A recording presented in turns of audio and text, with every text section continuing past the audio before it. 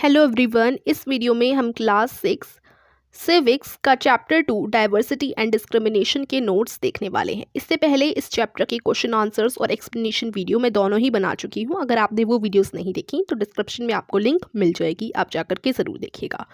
बिना देरी किए हुए चलिए अब नोट्स देख लेते हैं। इनमें मैंने सारे इंपॉर्टेंट पॉइंट्स ऐड करे हैं जो कि इस चैप्टर के थे।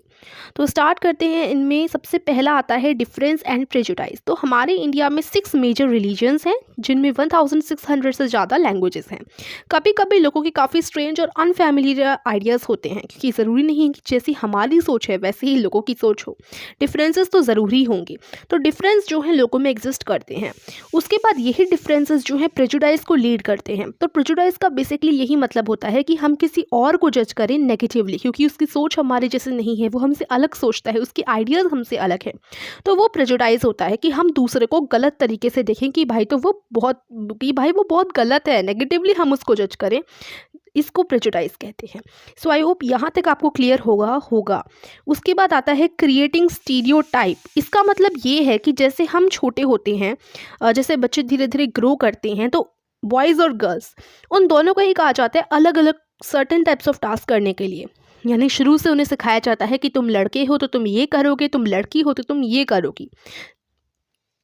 ये होता है स्टीरियोटाइप। ये जो है these are based on certain types of stereotype images. मतलब स्टीरियोटाइप ऑलरेडी लोगों के माइंड में बना हुआ है, अलग तरीके की इमेजेस बनी हुई हैं उनके माइंड में। It means to fix people into one particular image, कि हम किसी को उसी इमेज के हिसाब से देखें कि ये लड़की है तो भाई ये यही करेगी, ये ऐसे ही कपड़े पहनेगी, इसको यही करना है, और ये लड़का है तो ये नहीं कर सकता, इसको यही करना है। तो पर्टिकुलरली जो इमेज बनी हुई है हमारे माइंड में, लोगों के माइंड में, कि ये एक पर्सन है तो इसको इसी पर्टिकुलर इमेज के हिसाब से फिट होना पड़ेगा, ये होता है स्टीरियोटाइप। उसके बाद इनइक्वालिटी एंड डिस्क्रिमिनेशन। तो इनइक्वालिटी एंड डिस्क्रिमिनेशन में देखो, डिस्क्रिमिनेशन कब होता है, भेदभाव कब होता है, जब लोग अपने प्रेजुडाइजेस या फिर स्टीरियोटाइप्स के अकॉर्डिंग ही एक्ट करते हैं। प्रेजुडाइज किसी, अगर वो देखो स्टीरियोटाइप है कि ऐसा है कि लड़की है तो वो यही कर सकती है, लेकिन अगर किसी ने कुछ अलग कर दिया तो हम उसे अलग तरीके से नेगेटिवली देखने लग जाएंगे कि भाई ये तो बहुत गलत है। तो प्रेजुडाइज और स्टीरियोटाइप यही होते हैं। अब अगर हम उस हिसाब से कोई एक्ट कर रहा है, ठीक है, तो डिस्क्रिमिनेशन कब होगा, जब लोग प्रेजुडाइज और स्टीरियोटाइप्स के हिसाब से ही एक्ट करेंगे। देखिए, अब डिस्क्रिमिनेशन काफ़ी रीज़न से हो सकता है। डिस्क्रिमिनेशन का मतलब भेदभाव कह सकते हैं।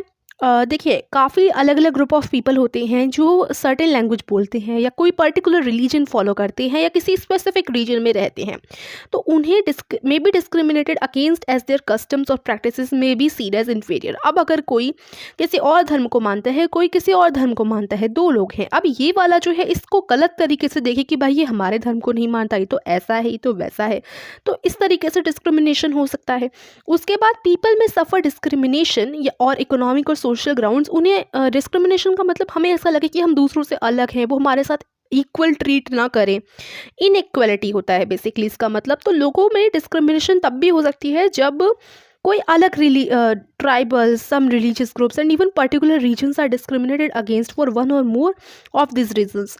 और इसी रीजन्स की वजह से अलग जो ट्राइबल्स होते हैं या जो अलग रिलीजियस ग्रुप होते हैं, और कुछ कुछ जगहों को भी डिस्क्रिमिनेट किया जाता है इन्हीं रीजंस की वजह से, क्योंकि हमारा माइंड में ऐसा ही बना हुआ है कि हम जो हैं प्रेजुडाइज, जिसे हमने पढ़ा कि किसी और को नेगेटिवली देखें, तो वो होती है डिस्क्रिमिनेशन, इनइक्वालिटी। हमने अभी देखा कि जैसे किस तरीके से अगर कोई अलग लैंग्वेज बोल रहा है या किसी का रिलीजन अलग है, ठीक है, तो डिस्क्रिमिनेशन होता है, इनइक्वालिटी होती है। अब ऑन बीइंग डिस्क्रिमिनेटेड अगेंस्ट, अब लोगों को किस आधार पर डिस्क्रिमिनेट किया जाता है, उनके साथ भेदभाव किया जाता है उनके ऑक्यूपेशन के हिसाब से, ठीक है, कि अगर जैसे हमने अनटचेबल के बारे में पता था, कास्ट सिस्टम होता है और उनके caste rules were set which do not allow the so called untouchables to own work rather than what they were meant to do. अब कोई अनटचेबल है, उसमें क्या है कि अनटचेबल होता है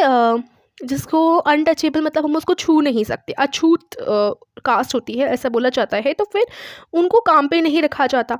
भले ही आप नहीं देखोगे कि उसमें कितनी नॉलेज है, लेकिन उसको काम पे नहीं रखा जाता। तो यही तो डिस्क्रिमिनेशन है, आप कास्ट के बेस पर डिस्क्रिमिनेट कर रहे हैं, या फिर आप ऑक्यूपेशन देखकर कि भाई ये तो सफाई करता है तो इसको तो हम बिल्कुल नहीं आने देंगे, इसमें पार्ट ही नहीं लेने देंगे। कोई भी हम चीज़ कर रहे हैं, नहीं ये पार्ट नहीं लेगा इस चीज़ में, बिकॉज इसका ऑक्यूपेशन मतलब ऑक्यूपेशन के हिसाब पे हम कर रहे हैं उसके साथ डिस्क्रिमिनेशन। फिर डॉक्टर बी आर अम्बेडकर जो है उन्होंने भी डिस्क्रिमिनेशन सहा था जब वो सिर्फ 9 साल के थे और स्कूल में थे, ठीक है। वो जो हैं उन्होंने किस लिए लड़ा, उन्होंने दलित के अधिकारों के लिए, राइट्स के लिए उन्होंने लड़ा, और वो मानते थे कि दलित को फाइट करनी चाहिए कास्ट सिस्टम के अगेंस्ट, की जो कास्ट सिस्टम बना रखा है ऊंची जाति नीची जाति, दिस इज टोटली रॉन्ग। उसके बाद आता है striving for equality. The struggle for freedom against British rule also strive for equality. British rule के खिलाफ जब हम लोगों ने आज़ादी के लिए स्ट्रगल किया, वो भी इक्वलिटी के लिए ही किया था। Dalit women, tribal and peasants have fought for long ending in inequality. और उनके साथ जो दलित थी या जो औरतें थी, जो ट्राइबल्स थे, जो किसान थे, उनके साथ भी क्या हो रहा था, भेदभाव हो रहा था। तो उन्होंने उसके लिए भी लड़ाई करी। इंडिपेंडेंस के बाद क्या हुआ, the framers of the Indian constitution aimed for ending inequality. Constitution में भी ये चीज़ लिखी गई है कि भाई कॉन्स्टिट्यूशन को इस तरीके से फ्रेम किया गया है जिससे भेदभाव ना हो, इनइक्वलिटी ना हो, इक्वलिटी हो, सब एक समान हो। People were allowed freedom to follow their religion, speak their language, celebrate their festivals and expose themselves freely. अब कॉन्स्टिट्यूशन में भी लिखा है कि हर किसी को आज़ादी है अपना मनचाहा रिलीजन को फॉलो करने की, अपनी भाषा बोलने की, अपने त्यौहार मनाने की, खुद को एकदम फ्रीली एक्सप्रेस करने की, और अपना जो रिलीजन है उसका प्रचार करने की, सबको जो है आज़ादी है। To guarantee equality India become a secular state. और इंडिया एक सेकुलरिज्म होता है। इंडिया में सेकुलरिज्म मतलब कोई पर्टिकुलर रिलीजन को जो है प्रमोट नहीं किया जाता, या उसका कोई ऑफिशियल रिलीजन नहीं है इंडिया का, ठीक है। इसी वजह से इक्वलिटी को आगे बढ़ाने के लिए कि भाई अगर कोई पर्टिकुलर रिलीजन को यहाँ पर फॉलो किया जाता है या वो ऑफिशियल होता इंडिया का, तो फिर क्या होता है, इनइक्वालिटी होती, भेदभाव होता, ठीक है। इसी वजह से इक्वलिटी आए, इसी वजह से इंडिया में सेकुलरिज्म है। इंडिया एक सेकुलर स्टेट है, कंट्री है, ठीक है। तो ये पूरे नोट्स थे जो इस चैप्टर में मेन पॉइंट्स थे, वो इन नोट्स में कंप्लीट मतलब डाले गए हैं। और आई होप ये वीडियो आपको पसंद आई हो, इससे आपको हेल्प मिली हो, तो वीडियो को लाइक और चैनल को सब्सक्राइब कीजिए। Thank you so much for watching.